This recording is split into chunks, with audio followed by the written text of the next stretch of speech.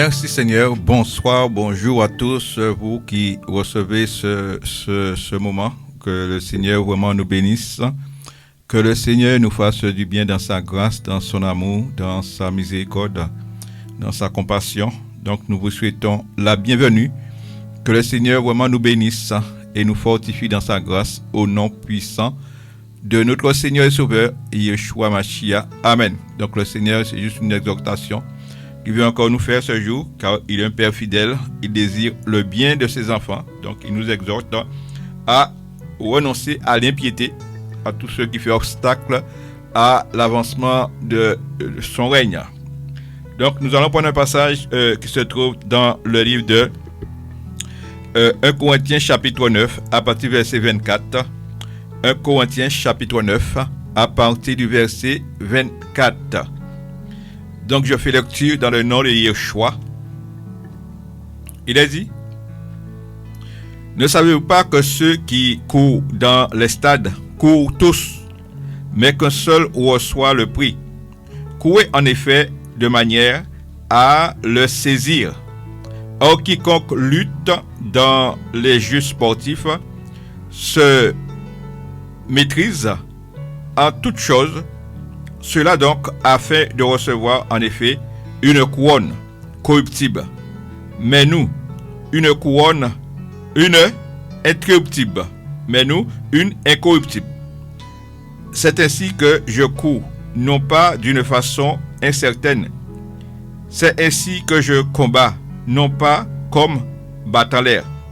Je traite durement mon corps et je le tiens réduit en esclavage de peur d'être moi-même réprouvé afin d'avoir prêché aux autres.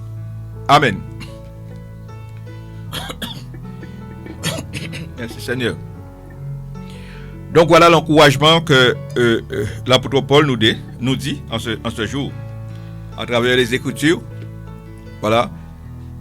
Nous savons que notre maître Yeshua Mashiach, il prend les choses de la terre pour nous expliquer les choses de son royaume. Voilà, les choses de son royaume. Et l'apôtre Paul prend l'exemple de quelqu'un qui court dans les stades. Il court de manière à remporter le prix. Voilà. Donc nous devons aussi courir d'une manière pour remporter la vocation que le Seigneur nous a jugé bon de nous racheter. Donc nous devons faire tout pour lui être agréable, tout pour réussir. Et nous savons c'est à travers la parole que nous allons réussir. Donc si nous prenons la tête qui court, la tête qui va dans les courses, eh bien cette athlète, il paie un prix. Il y a un prix qu'il paie dans le comment dirais-je. Il maîtrise bien son corps, il maîtrise sa nourriture, il maîtrise ses soirées. Donc il fait beaucoup de sacrifices pour pouvoir être en forme, pour qu'il soit préparé lors des grandes courses et aussi pour remporter le prix. Donc nous voyons beaucoup d'efforts l'athlète fait, beaucoup de sacrifices pour remporter le prix. Parce que l'athlète, en principe, a une vision, a une direction, et c'est aussi sa carrière. Donc, il ne doit pas passer à côté de sa carrière. Donc, il fait tout pour remporter le prix. Voilà. Donc, il nous dit, ne savez pas que ceux qui courent dans les stades courent tous, mais qu'un seul reçoit le prix. Un seul reçoit le prix. Donc, la course que nous sommes dedans là, le Seigneur veut que tu fasses partie de gagnant. Tu dois remporter le prix. C'est-à-dire, tu dois regarder comment la tête fait pour réussir. Toutes sortes de sacrifices la tête fait pour réussir. La tête n'est pas dans le malbouffe. Voilà, pour prendre du poids, pour grossir. Vous voyez pourquoi le Seigneur nous dit qu'il faut être sobre. L'athlète est sobre pour ne pas prendre du poids, pour être léger. Voilà, pour ne pas être en surpoids, pour ne pas avoir de la peine pour traîner ses poids, ses kilos. derrière lui. L'athlète. Voilà. Il court dans le stade, court tous. Mais qu'un seul reçoit le prix. Un seul reçoit le prix. Donc l'athlète, il fait à fond ce qu'il fait. L'athlète n'est pas distrait. Parce que son carrière sera en jeu. Parce qu'il a choisi de... Vous savez, ces choses aujourd'hui, le sport aujourd'hui est venu comme un métier. Qui veut aller travailler aujourd'hui et pour ne pas être récompensé? Personne.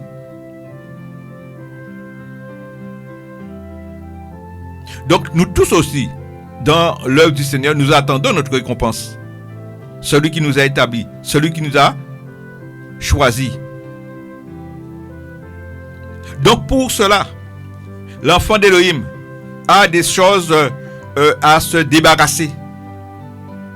Des choses qui sont là pour nous alourdir. Nous devons les mettre de côté. Parce que Paul dit que je traite durement mon corps et je le tiens réduit en esclave, de peur d'être moi-même réprouvé après avoir prêché aux autres. Il traite durement son corps. Et c'est ça que la tête fait. La tête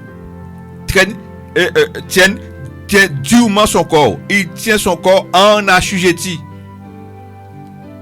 Parce que la chair aime le vagabondage, chers amis, pourrait-on dire.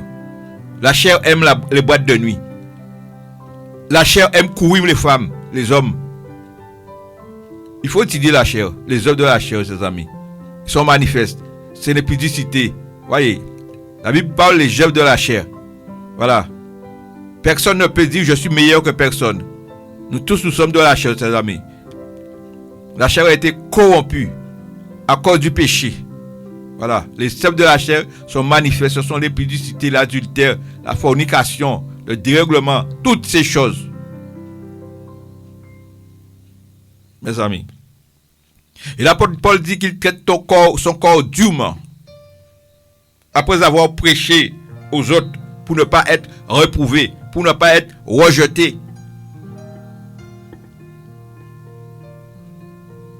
C'est pourquoi la Bible dit que chacun se plaigne de ses propres péchés.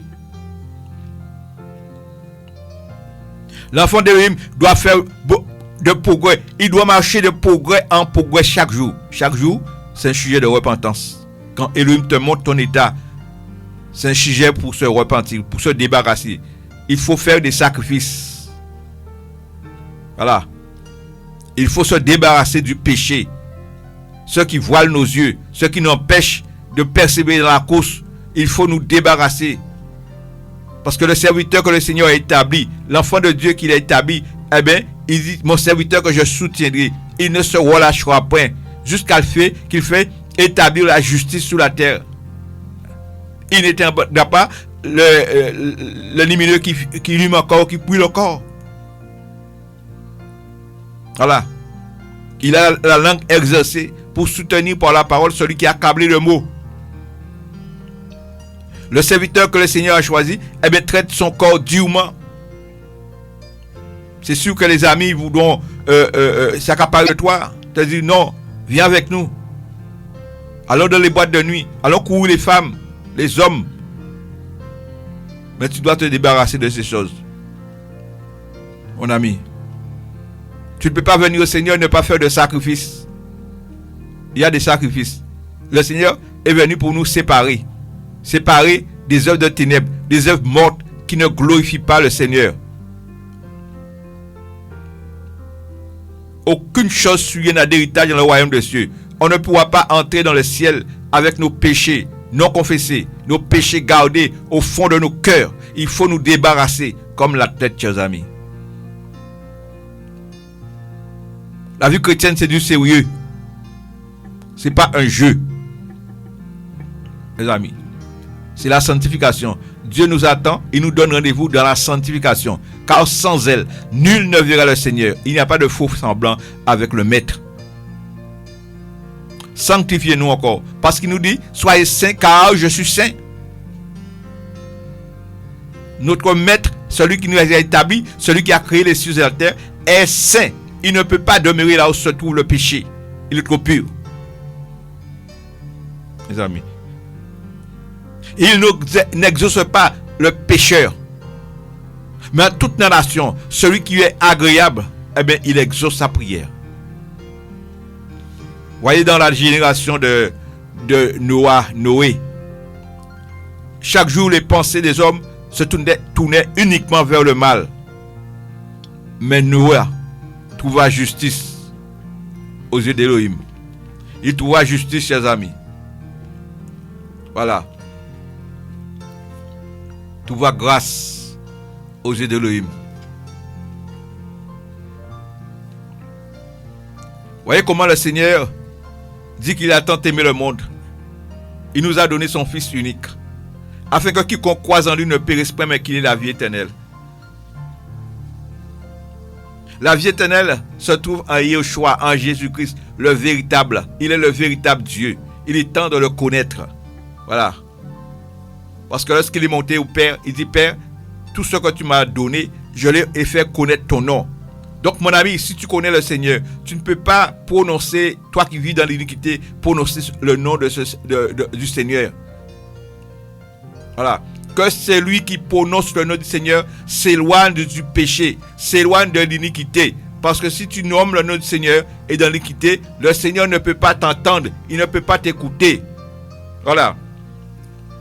L'enfant de l'Élohim doit se discipliner nos corps, discipliner notre vie, mes amis. Alléluia. Mais je traite durement mon corps et je le tiens en esclave. Esclave à quoi? Esclave à la justice, esclave à la parole. Voilà. Lamentation de Jérémie nous le dit, chers amis. Tant que je me situe, mes os se consumaient au-dedans de moi.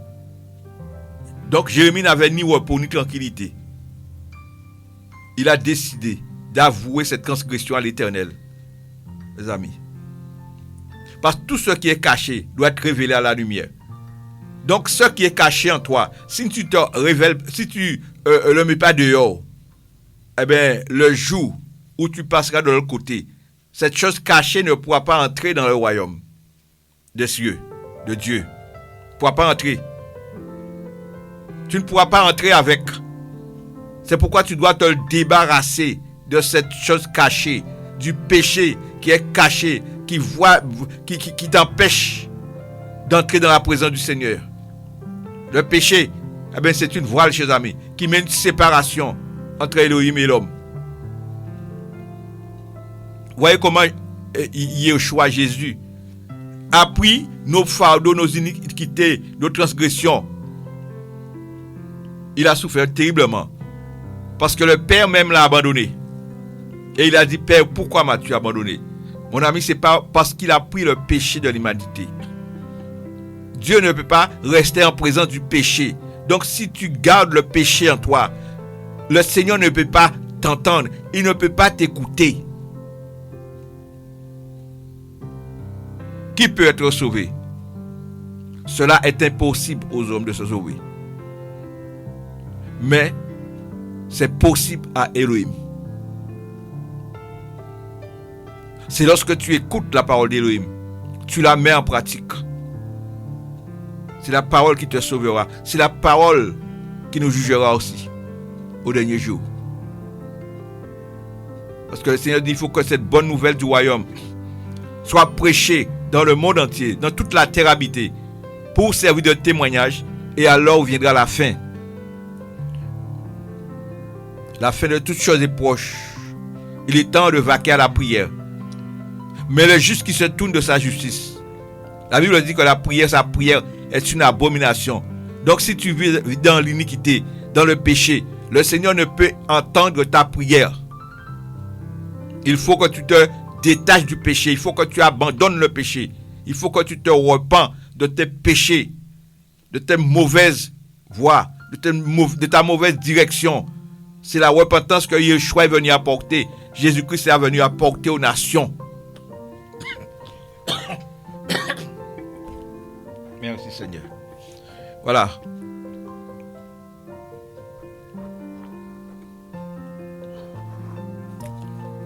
Mon ami, fais en sorte que tu remportes le prix de la vocation, le prix de la vie éternelle. Fais en sorte.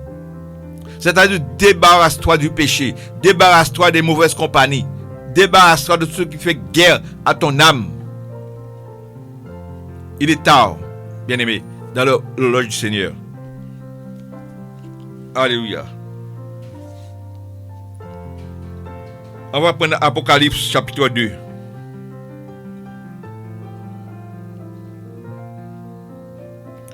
Alléluia.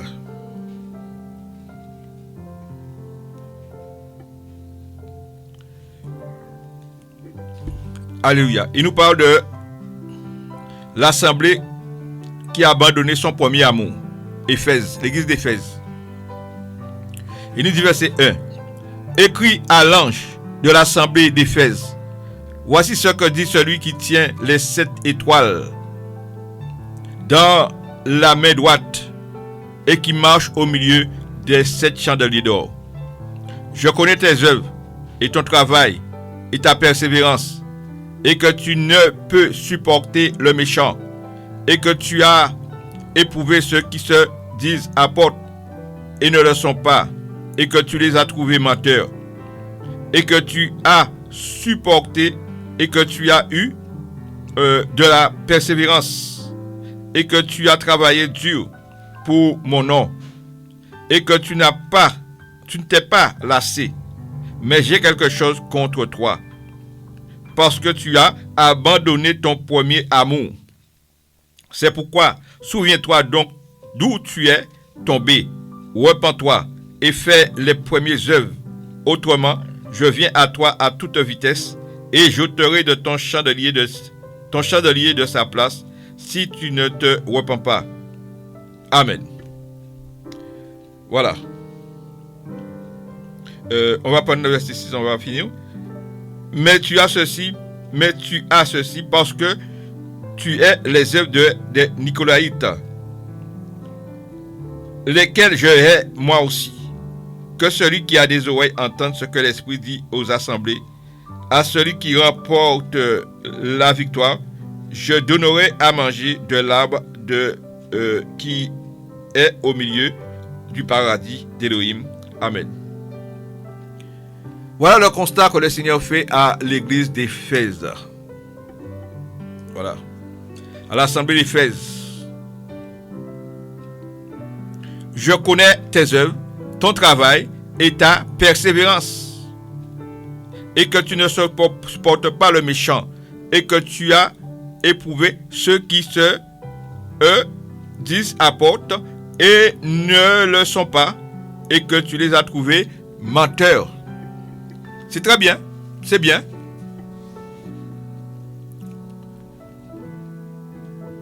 Le Seigneur veut te parler ce jour. Quelle est la motivation de ton cœur à travers ce que tu fais? À travers l'œuvre qu'il t'a donnée. Quelle est la motivation de ton cœur? Voilà. Parce que l'église d'Éphèse, mes amis, il dit que je connais, verset 2, je connais tes œuvres et ton travail et ta persévérance et que tu ne peux supporter le méchant et que tu as éprouvé ceux qui se disent apôtres et ne le sont pas et que tu les as trouvés menteurs.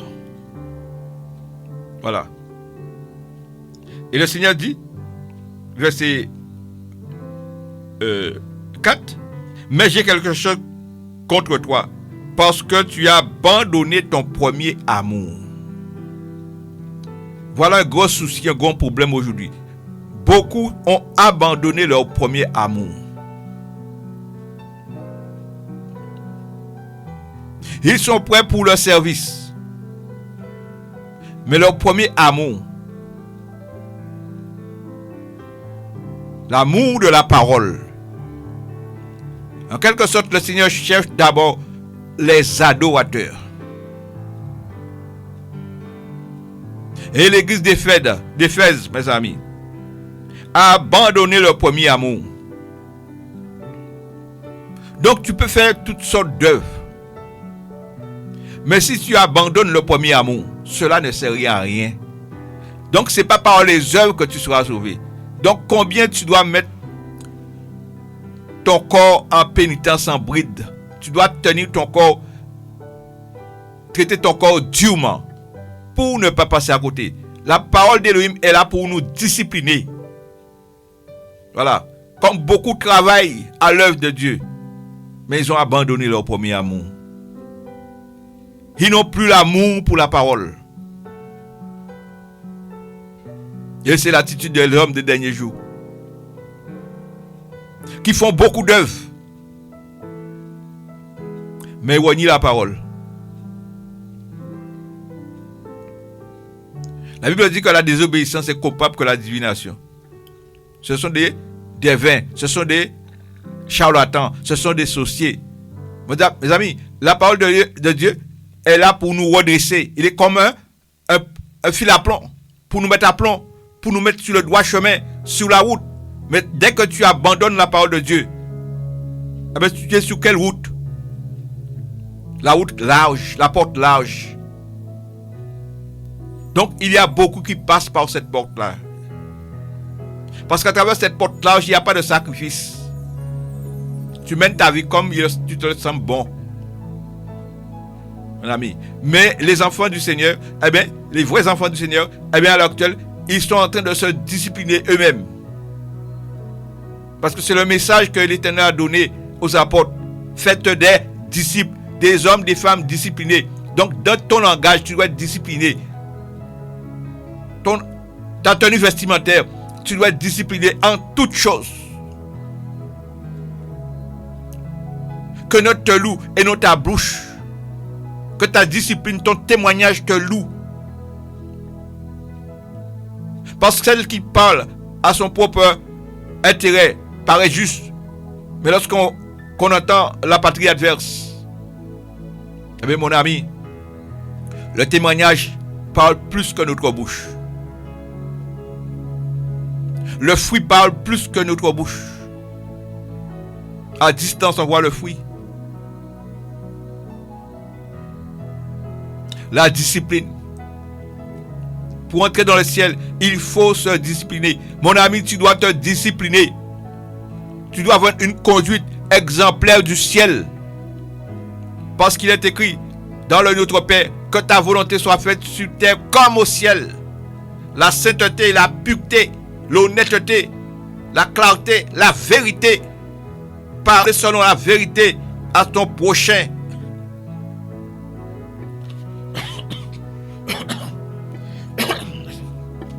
Merci Seigneur.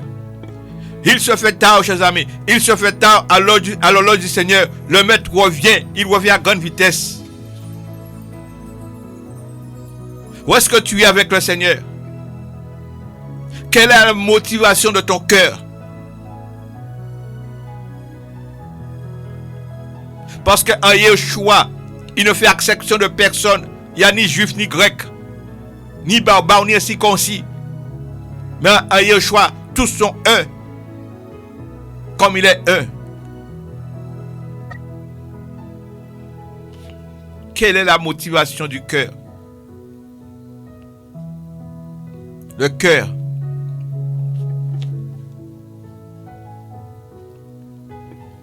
La Bible dit que le cœur est torturé, méchant. Qui peut le connaître? Moi, Elohim. Elohim connaît nos cœurs. C'est pourquoi nous devons réparer nos filets, réparer nos cœurs devant le Seigneur. La Bible vient pour s'adresser à nos cœurs. Le Seigneur veut habiter nos cœurs. Le Seigneur veut déposer sa semence en nos cœurs, afin que nos fruits puissent refléter à l'extérieur. Le psalmiste disait, je garde tes paroles dans mon cœur pour ne pas pécher contre toi. Mais lorsqu'on ne garde pas la parole, on pêche contre l'Éternel. On pense faire le bien. Et mes amis, Paul disait, quand je veux faire le bien, le mal est attaché à moi. Pensez-vous que la chair, c'est faire le bien? Non. C'est pourquoi la Bible dit, marchez selon l'esprit et vous n'accomplirez pas les désirs de la chair. Il faut marcher selon l'esprit, il faut marcher selon la parole. Mais si tu abandonnes la parole, penses-tu que tu vas marcher selon l'esprit? Non, selon la chair, mon ami. Le Seigneur ne veut pas que tu sois surpris lors de son avènement. Que tu ne sois pas surpris. Le Seigneur souffre pour cette génération.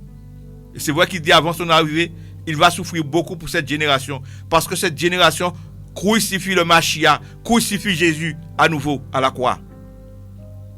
Beaucoup ont abandonné la croix. Et le Seigneur nous l'a dit, il est nécessaire que l'apostasie arrive, l'abandon de la foi. Il est temps de s'examiner. Est-ce que nous sommes dans la foi? Mon ami, est-ce que tu es dans la foi? Est-ce que je suis dans la foi? C'est pas à travers la parole d'Élohim qu'on va nous s'examiner.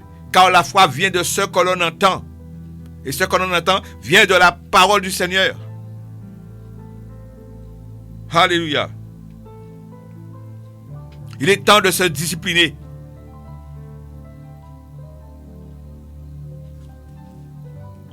Alléluia. Matthieu chapitre 12.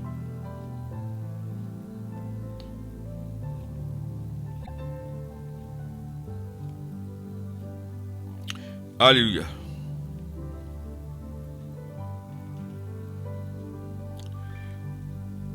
Alléluia.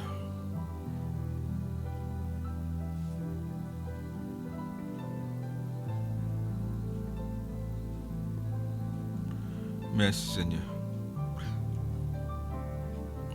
Verset 18. Matthieu chapitre 12, verset 18.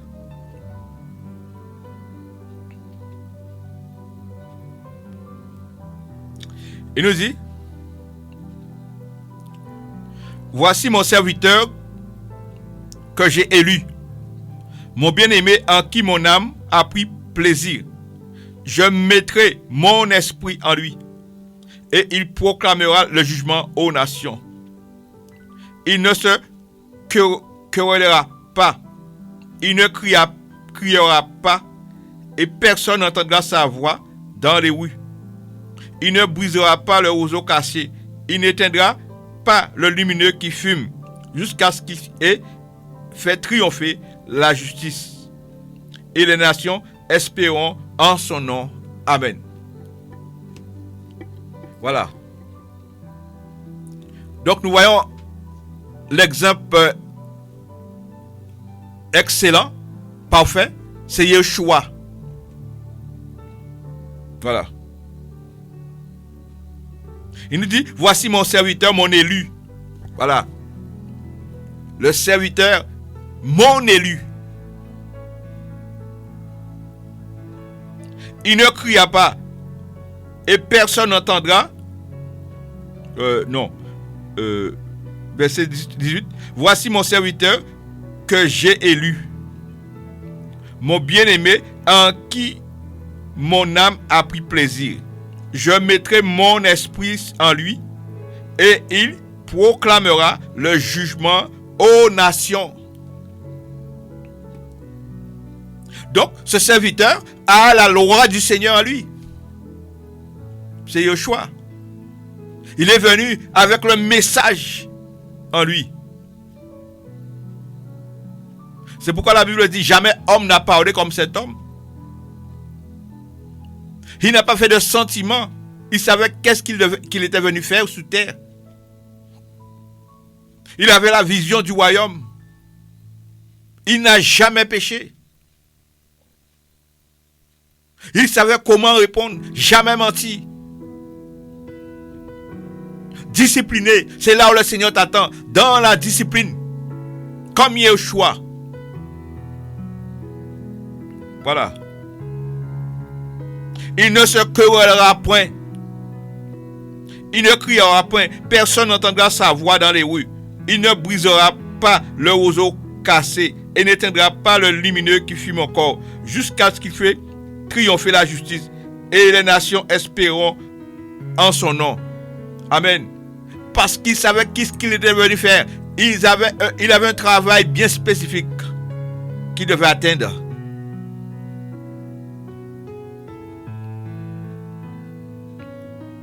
Discipliné. Yeshua est venu nous faire connaître son nom. Et comment Yeshua nous montre la discipline. Il est notre phare. Il est venu comme étant la lumière de ce monde. Il est venu comme étant le chemin, la vérité et la vie. Et nul ne va au Père que par lui. Donc nous avons intérêt à écouter Yeshua Mashiach, Jésus-Christ de Nazareth. Car il est convenable d'accomplir tout ce qui est écrit.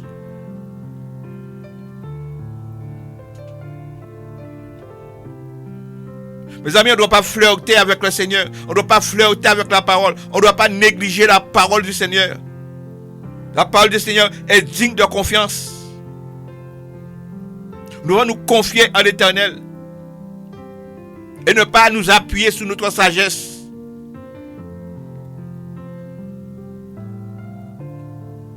Mes amis, alléluia. On va prendre Apocalypse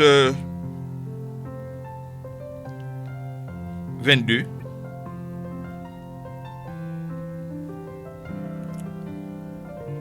À partir du verset 1.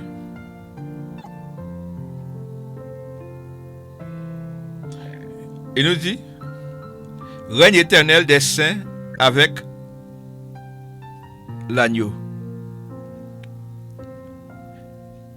Et il me montra un fleuve d'eau de la vie, brillant comme du cristal, sortant du trône d'Élohim et de l'agneau. Au milieu de sa rue et des deux côtés du fleuve, l'arbre de vie portant 12 fruits et rendant son fruit chaque mois, et les feuilles de l'arbre sont pour la guérison des nations. Et il n'y aura plus aucune malédiction. Et le trône d'Élohim et de l'agneau y sera. Et ses esclaves le serviront. Et ils verront sa face et son nom sera sur leur front.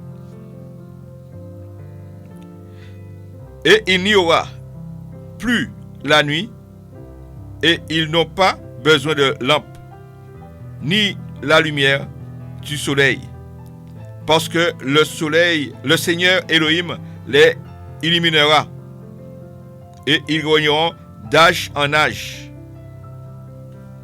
Certitude des prophéties de ce livre. Il me dit: ces paroles sont sûres et véritables. Et le Seigneur Elohim des saints prophètes a envoyé son ange pour manifester à ses esclaves les choses qui doivent arriver vite. Voici, je viens à toute vitesse. Béni est celui qui garde les paroles de la prophétie de ce livre. Et c'est moi, Yohanan, qui a entendu et vu ces choses. Et après les avoir entendues et vues, je tombais à terre aux pieds de l'ange qui me le montrait pour l'adorer. Mais il me dit: non, attention, car je suis ton compagnon de service et celui de tes frères les prophètes et de ceux qui gardent les paroles de ce livre. Adore Elohim. Il me dit aussi: ne scelle pas les paroles de la prophétie de ce livre, parce que le temps est proche. Que celui qui agit injustement agisse encore injustement. Que celui qui est sale se salisse encore.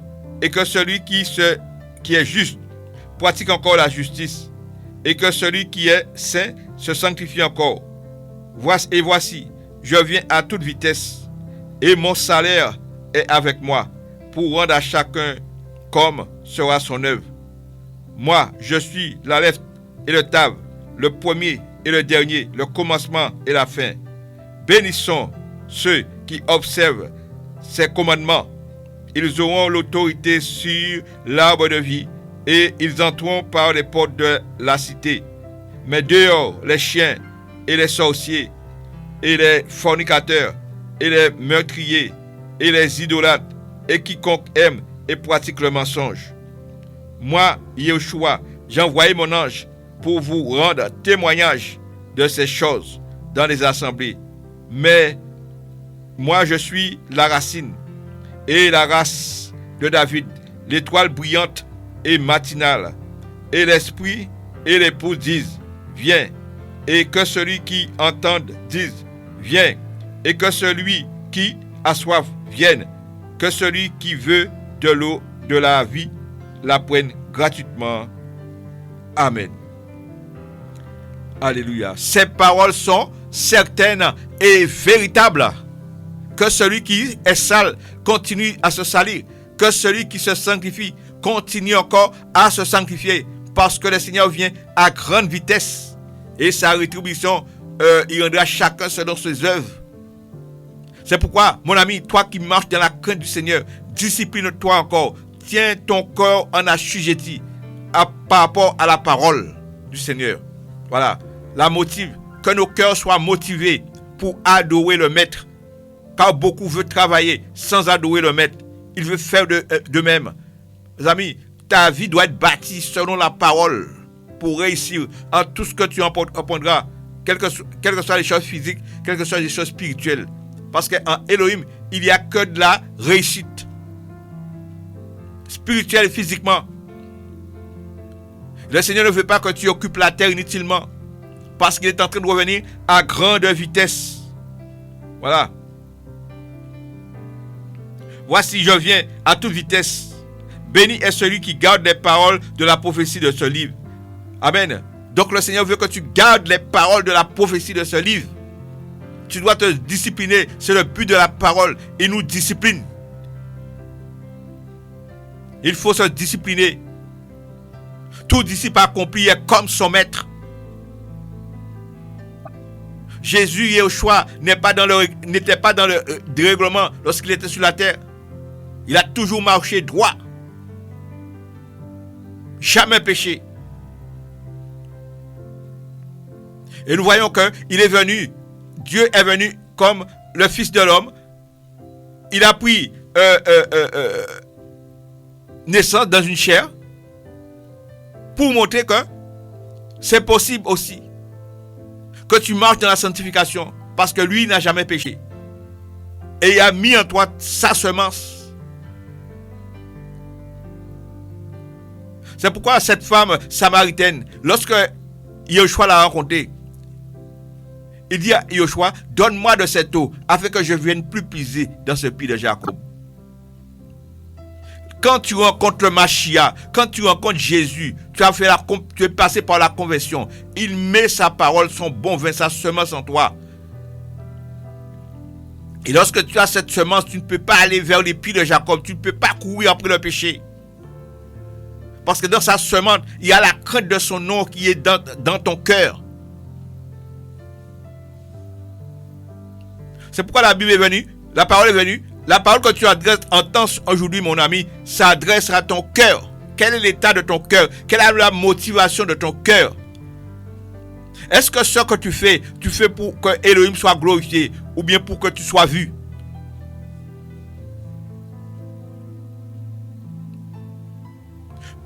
Donc, aucun semblant n'entrera dans le royaume des cieux. C'est la motivation du cœur. Ton cœur doit être motivé pour que Elohim soit glorifié. Jean le Baptiste, Yohanan a compris ces choses. Il dit, il faut que je diminue et que lui, il croisse. Le Seigneur appelle à son peuple de diminuer.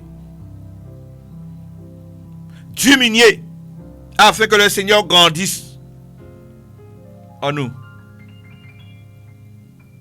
Et c'est pour cela qu'il nous a donné ce commandement nouveau, de vous aimer les uns les autres. C'est un commandement nouveau. Regarde ton prochain, regarde ton frère comme au-dessus de toi. Le maître vient à toute vitesse. Il vient avec le salaire pour rendre à chacun selon son œuvre. L'œuvre que tu fais, est-ce que tu le fais de bon cœur? Parce que si tu le fais par rivalité, tu ne le fais pas de bon cœur. Et nous regarde à nos cœurs. Si tu le fais avec des murmures, tu ne peux entrer dans le royaume des cieux. Parce que rien n'est souillé dans l'héritage. Si tu le fais avec des mauvaises pensées,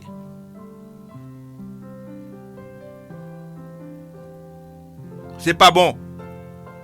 Donc il faut prier que les pensées captives reviennent à l'obéissance du Seigneur. Nos pensées captives,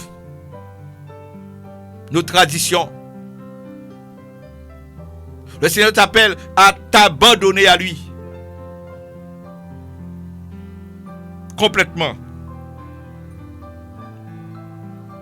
Il dit, bénissons ceux qui observent ses commandements.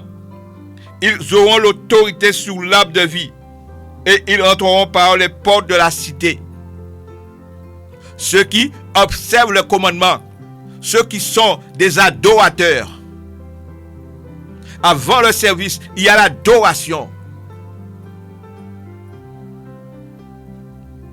L'adoration, ce n'est pas forcément chanter avec un instrument de musique. L'adoration, c'est l'obéissance que tu as par rapport à la parole du Seigneur. L'adoration. Donc tu dis amen à tout ce que Jésus te dit. Pas de murmure. C'est ça l'adoration. Mes amis, l'homme qui a construit une maison, l'homme a plus d'honneur que la maison. Eh bien, l'homme fait ce qu'il veut de la maison. C'est-à-dire, après demain, il dit, bon, eh bien, je vais changer la cuisine, je vais changer la chambre, je vais mettre par là. Est-ce que la cuisine peut dire, que fais-tu? Non. C'est ce que Yeshua veut faire avec ses enfants. Voilà. Il a droit sur notre vie. Il a droit de nous parler. Il a droit de nous donner des directions. Parce que nous sommes de sa maison. Quand tu comprendras cela, mon ami, eh bien, tu donneras la première place au Seigneur. Parce que l'église n'est pas forcément, n'est pas des briques, n'est pas bâtie avec des briques, avec des matériaux, non. Un jour, le Seigneur dit, Pierre, tu es Pierre, et sur ce rocher, je bâtirai mon église. Donc, l'église du Seigneur, c'est lui-même qui bâtit sa maison. Un homme ne peut pas bâtir la maison du Seigneur. Dans cette nouvelle alliance, chers amis. Voilà. Alléluia. Moi, Yeshua, j'ai envoyé mon ange pour vous rendre témoignage de ces choses dans les assemblées. Les assemblées, là où 2 ou 3 sont assemblés à mon nom. Voilà. Il est au milieu de nous. Moi, je suis la racine et la race de David, l'étoile brillante et matinale. Et l'esprit et l'épouse disent, viens. Et que celui qui entend dise, viens. Et que celui qui a soif vienne. Que celui qui veut de l'eau de la vie la prenne gratuitement. Alléluia. Quelle est la motivation de ton cœur? Mon ami, un cœur motivé pour Yeshua, quelles que soient les épreuves, ce cœur reste toujours bon. Mais un cœur qui n'est pas motivé, quand il y a des épreuves, eh bien, cette personne abandonne. Donc, il n'y a pas de persévérance. Vous voyez? Il n'y a pas de persévérance.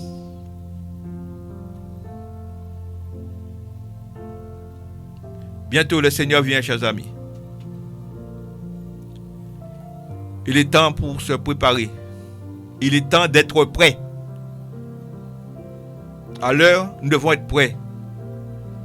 Nous devons être ce témoin que le Seigneur attend. Ce témoin, l'Église. Parce qu'il vient à grande vitesse. Et l'épouse, et l'esprit, et l'épouse disent, viens. Et que celui qui entend dise, viens. Donc, à l'heure, nous devons là en train d'attendre le Seigneur pour lui dire, viens. Donc, es-tu prêt si le Seigneur venait à venir aujourd'hui, mon ami?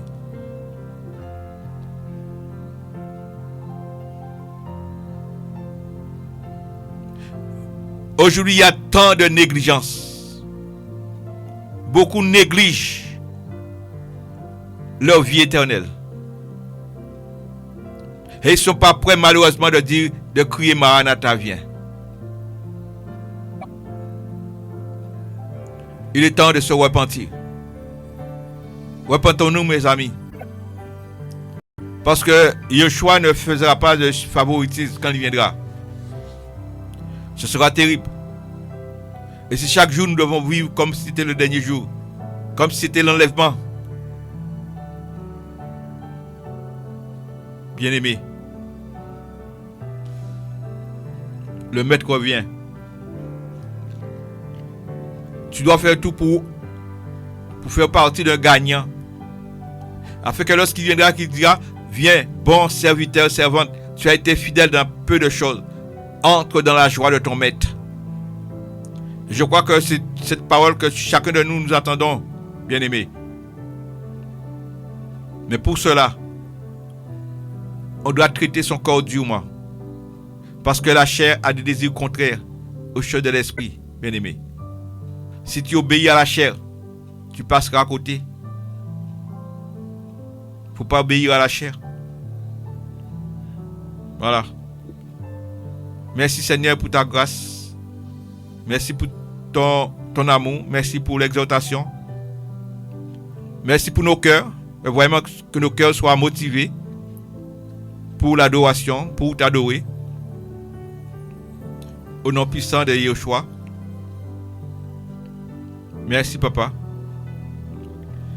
Donc bien-aimés, soyez persévérants. Persévérez dans le Seigneur. Car il revient à grande vitesse. Que le nom du Seigneur soit béni et glorifié. Donc, bonne continuation. Soyons des adorateurs avant tout. Et que la paix de Dieu qui surpasse toute intelligence garde nos cœurs et nos pensées en notre Yeshua Mashiach. Amen. Bonne soirée, bien-aimés. Amen.